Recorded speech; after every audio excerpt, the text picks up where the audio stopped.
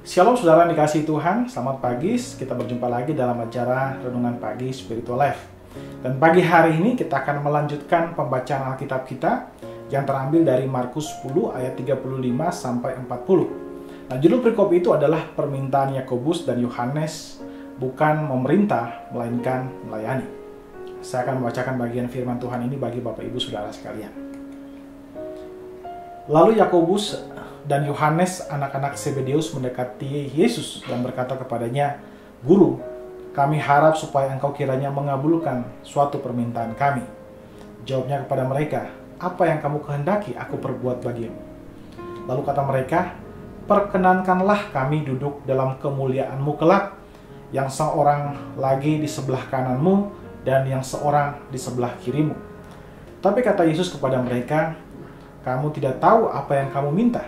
Dapatkah kamu meminum cawan yang harus kuminum dan dibaptis dengan baptisan yang harus kuterima?" Jawab mereka, "Kami dapat." Yesus berkata kepada mereka, "Memang kamu akan meminum cawan yang harus kuminum dan akan dibaptis dengan baptisan yang harus kuterima.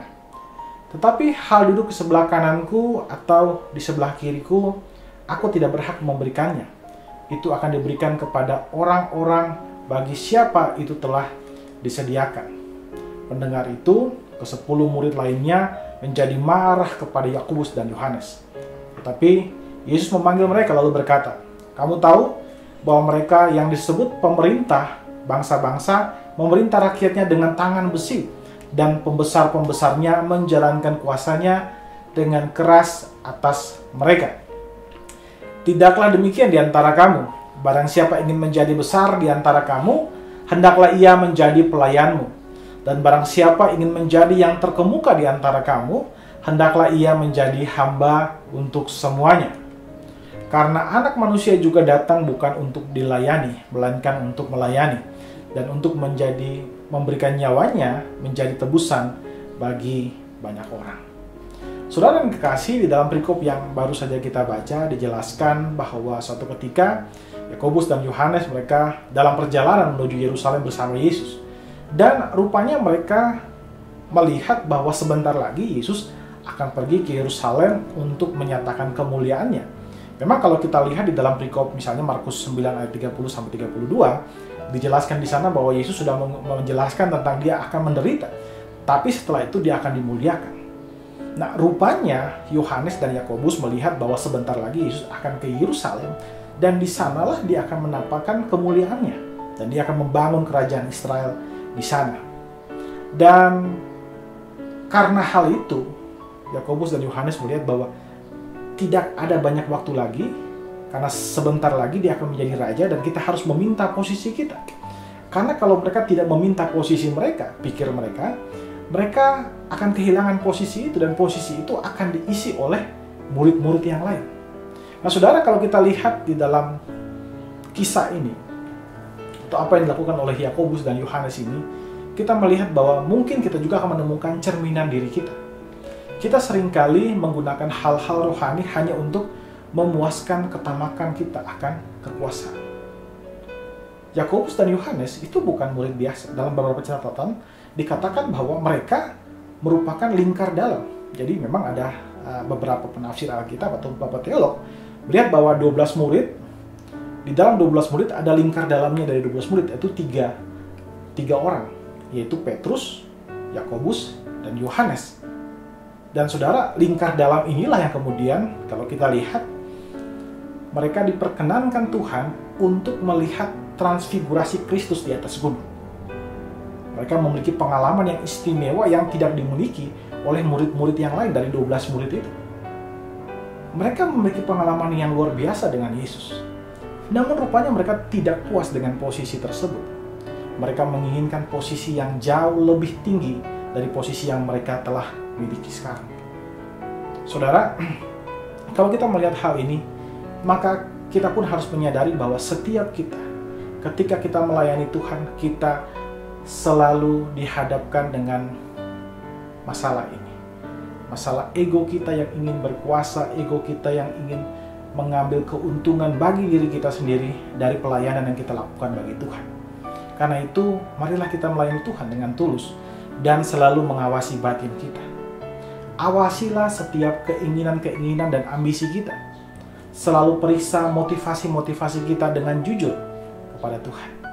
Serta mintalah bantuan Roh Kudus untuk mengingatkan kita supaya kita tidak terjebak ke dalam tipu muslihat iblis dan juga keinginan-keinginan daging kita. Berhati-hatilah, karena seringkali ego kita membungkus ketamakan dan keinginan akan kekuasaan dengan hal-hal yang terkesan rohani. Mari saudara, kita ambil waktu sejenak untuk merenungkan firman Tuhan yang baru saja kita dengar. Saudara, apakah saudara sudah melayani Tuhan dengan tulus tanpa ada kecenderungan untuk mendapatkan keuntungan apa-apa dari pelayanan saudara? Saudara, marilah kita mengambil waktu untuk mendoakan hal tersebut. Berdoalah agar Tuhan memberikan saudara ketulusan dalam melayani Tuhan dan sikap awas terhadap ego dan ketamakan yang ada dalam kedagingan kita.